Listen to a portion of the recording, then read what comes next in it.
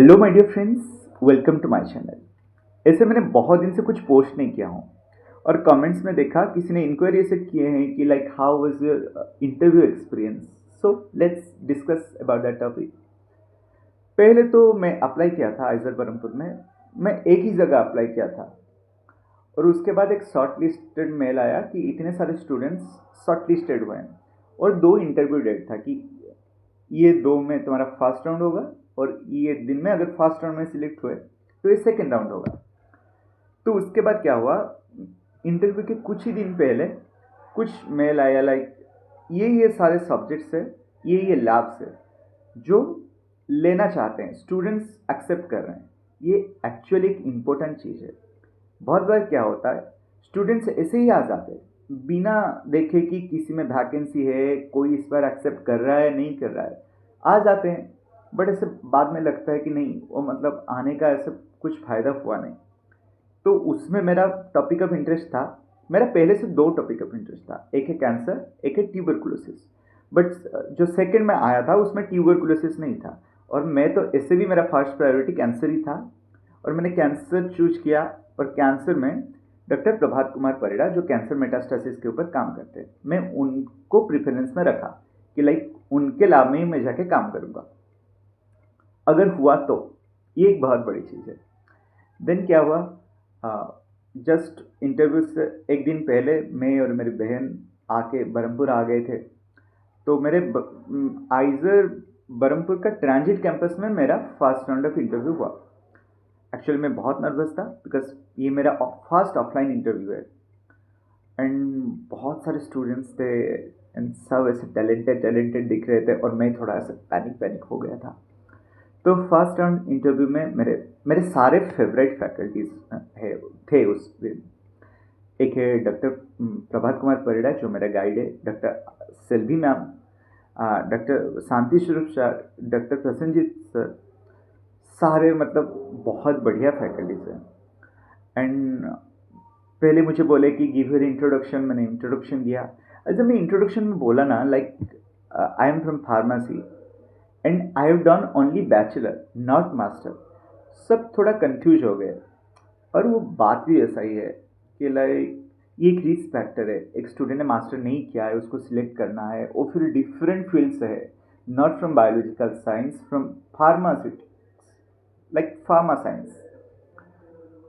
सो पहले is I am from pharma, so sir कुछ questions पूछे like pharmacology related, ADME and pharmacokinetics, pharmacodynamics, toxicology, toxicity, therapeutic index, ऐसे questions मुझे पूछे। उसके बाद कुछ कैंसर के क्वेश्चंस भी पूछे जिसका आंसर मैंने सारे दे दिया था। तो उसके बाद शेल्बी मैम जो है वो मुझे कुछ क्वेश्चंस पूछे, उसका उनका भी आंसर मैंने दे दिया। बट सबसे एम्बैरेसिंग सिचुएशन मेरे लिए ये था, एक क्वेश्चन बेसिक सा क्वेश्चन मुझे ईएमटी पूछे थे, उसका फुल फॉर्म। और मुझे मेसेनकाइमल ट्रांजिशन आता है बट ई का मुझे याद ही नहीं आ रहा था। मैंने उनको पूरा ईएमटी समझा दिया उसका प्रोसेस, बट स्टिल मेरा ऐसे उतरा ही नहीं कि ई फॉर एपिथेलियल, वो उतरा ही नहीं। वो मुझे बहुत ख़राब लगा था। सोचो, एक स्टूडेंट बोला है कि मैं कैंसर में इंटरेस्टेड हूँ, कैंसर लैब में काम करूँगा, बट उसको ई फॉर एपिथेलियल याद नहीं आ रहा। मुझे तो भाई बहुत ख़राब लगा। तो मैं ऐसे सोचा कि एक तो मेरे ऐसा क्वालिफिकेशन में थोड़ा इश्यू है और उसमें से मैंने ये गड़बड़ कर दिया। तो उसके बाद मैम कुछ मुझे फार्मा से रिलेटेड क्वेश्चंस भी पूछे, उसका भी आंसर मैंने नहीं दे पाया। शायद ये मास्टर में होगा बिकॉज ये मेरे बैचलर में तो नहीं था, एटलीस्ट मुझे जितना पता है। तो उसके बाद और भी कुछ क्वेश्चंस पूछे लाइक कैंसर एंड ऑल, मैंने आंसर दे दिया। तो but Shanti sir and Prasannajit sir मुझे ज़्यादा कुछ क्वेश्चंस नहीं पूछे, मुझे सिर्फ गुड लक विश किए। बट आने के बाद मुझे ऐसा मिक्स्ड फीलिंग्स दे रहा था कि हाँ क्या होगा क्या नहीं। मैं से घर में भी बोला था कि लाइक हाँ 50-50 चांसेस है, देखते हैं। बट रात को ऐसे मेल आया कि कितने सारे स्टूडेंट्स फर्स्ट राउंड से सिलेक्ट हुए for second round. Totally 21 students select हुए थे सेकेंड राउंड के लिए। तब मैं जिनको गाइड चूज किया था डॉक्टर प्रभात सर, वो मुझे फ़ोन किए थे। फ़ोन करके बाय फ़ोन मेरा एक इंटरव्यू जैसा कुछ हो गया और वो मेरे साथ इंटरेक्शन किए, मेरा इंटरेस्ट क्या है, मैं क्यों ऐसा चूज़ किया हूँ, अ, कहाँ से पता है, बहुत सारे क्वेश्चंस मुझे पूछे। तो उसके बाद मेरा था सेकंड डे, जो कि मेरा फाइनल इंटरव्यू था। उसमें मैं एक्चुअली बहुत नर्वस था। सारे स्टूडेंट्स एक्सपीरियंस्ड है, सबको मतलब बहुत ऐसे डेप्थ वाला नॉलेज है, तो मुझे सब बहुत डर था।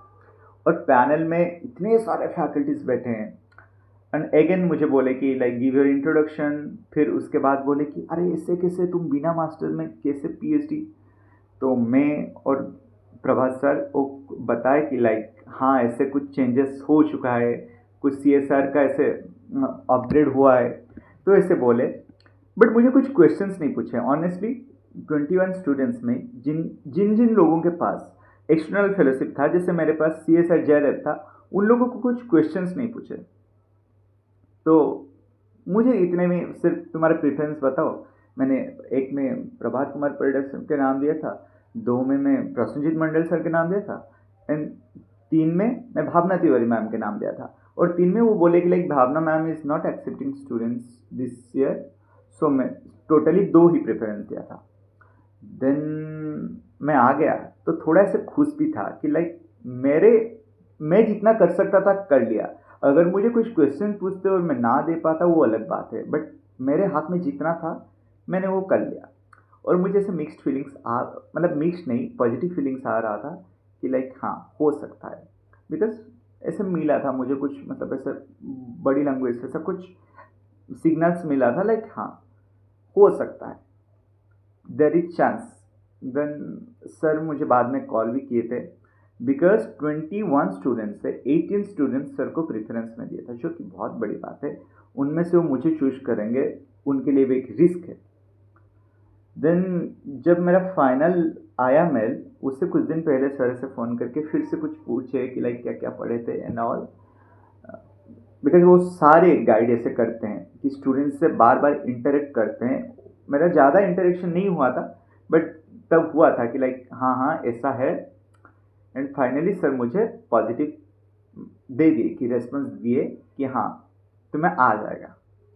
तो उसके बाद क्या हुआ, 2-4 दिन में एक आइजर बरहमपुर से एक मेल आया कि you are selected for 2025 PhD programme. सच में ये बहुत खुशी की बात थी।